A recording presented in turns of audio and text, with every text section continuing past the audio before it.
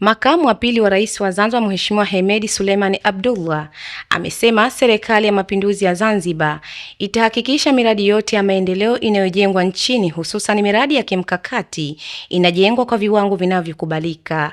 Ameyasema hayo huko ukumbi wa Sheikh Idris Abdul Wakili Kikwajuni wakati akizungumza na waandishi wa habari kwa lengo la kutoa shukrani kwa viongozi wakuu, waandishi wa habari na wananchi kwa ujumla kwa kushiriki vyema katika sherehe za Mapinduzi ya Zanzibar.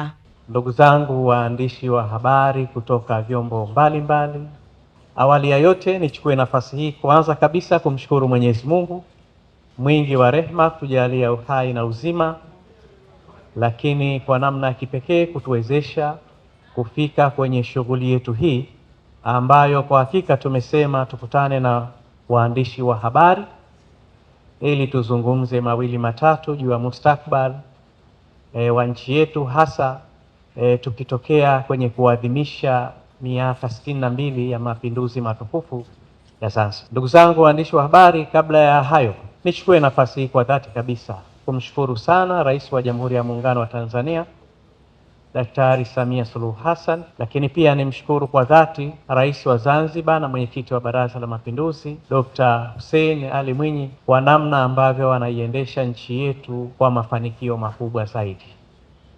Lakini kubwa zaidi, nchi yetu ikiwa na amani na wananchi wakiendelea na shughuli zao katika maeneo tofauti. Lakini nichukue nafasi hii kwa dhati kabisa kuwashukuru sana ndugu zangu waandishi wa habari, kwanza kwa kuitikia wito wetu.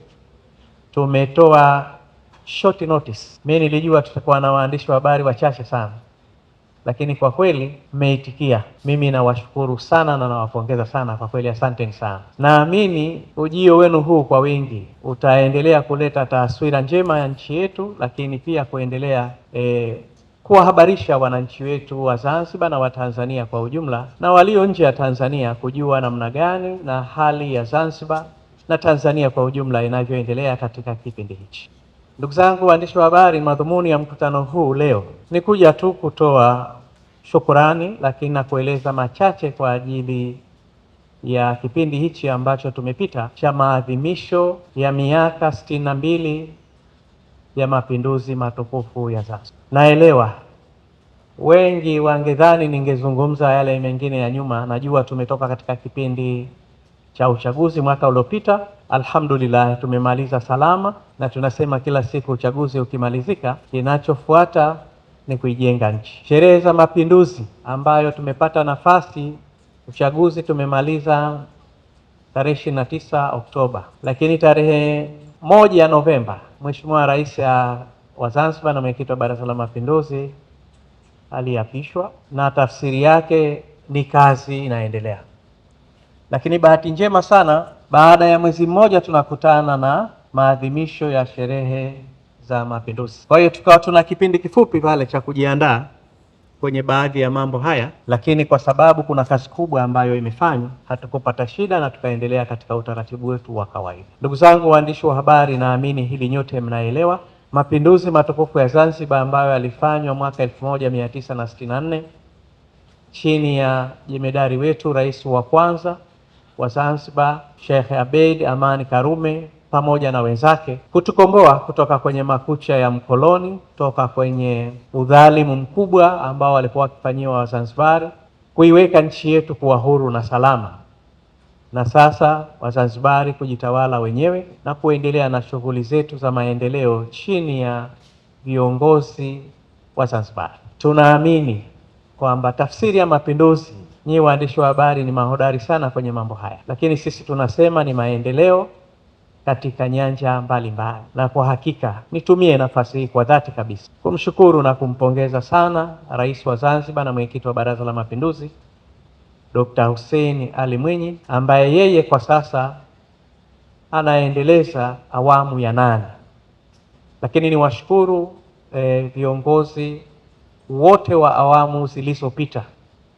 Kila mmoja kwa wakati wake alifanya makubwa, lakini kwa sasa nazungumzia zaidi serikali ya awamu ya 8 ambayo Mheshimiwa Rais ni Dr. Hussein Ali Mwinyi. Tumekuwa tukiona namna gani anavyoyaenzi na kuyatunza na kuyalinda mapinduzi matukufu ya Zanzibar. Kwa hiyo ndugu zangu waandishi wa habari, tumekuja hapa kueleza namna gani ambavyo mapinduzi matukufu ya Zanzibar yanaendelezwa chini ya serikali ya awamu ya 8 inayoongozwa na Daktari Hussein Ali Mwinyi. Naelewa nanyi mlikuwa mashahidi, kwa sababu shughuli zote, ndugu zangu waandishi wa habari, mlikuwa mnashiriki kikamilifu. Mnajua miradi ambayo tumeifungua, miradi ambayo tumeiwekea mawe ya msingi, na niwakumbushe wale ambao hawana kumbukumbu sahihi. Mwaka huu kwenye maadhimisho yetu ya mapinduzi matukufu ya miaka 62 tumefungua na kuweka mawe ya msingi kwenye miradi 110.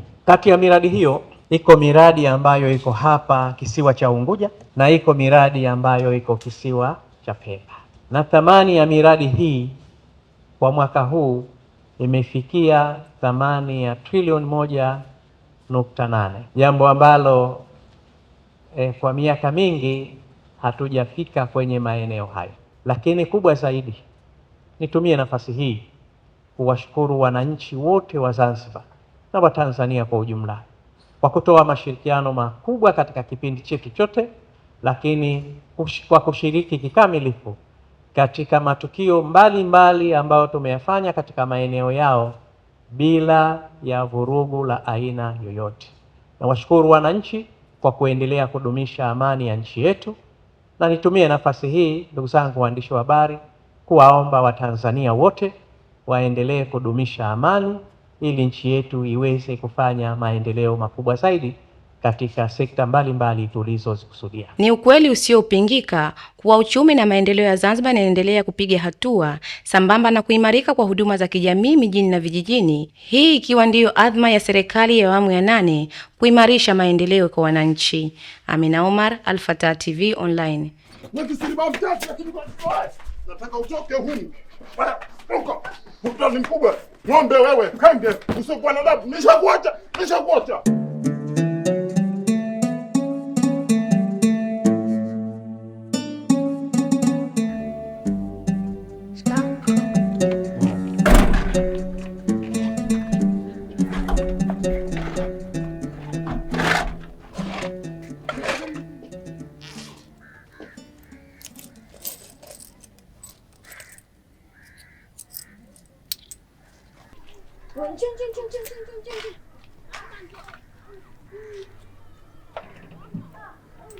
Kuna nini? Wewe acha tu. Maisha yanafanya mwanangu azurure kwa kosa uwezo wa kumsomesha. Ondoa shaka. Mimi nitakusaidia kumsomesha. Jamii ina wajibu wa kuwasaidia watoto walio katika mazingira magumu ili waweze kutimiza malengo yao. Tangazo hili limeletwa kwenu na kijiji cha kulelea watoto SOS Zanzibar.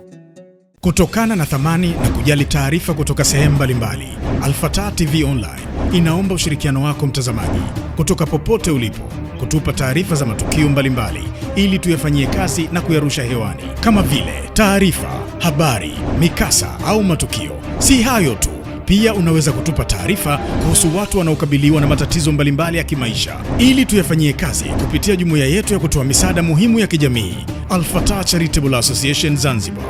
Wasiliana nasi leo kupitia namba zetu za WhatsApp alama ya kujumlisha 25577858490. Wasilisha kwetu leo, tuifikishe kwa jamii leo. Al-Fatah TV Online, dira ya umma.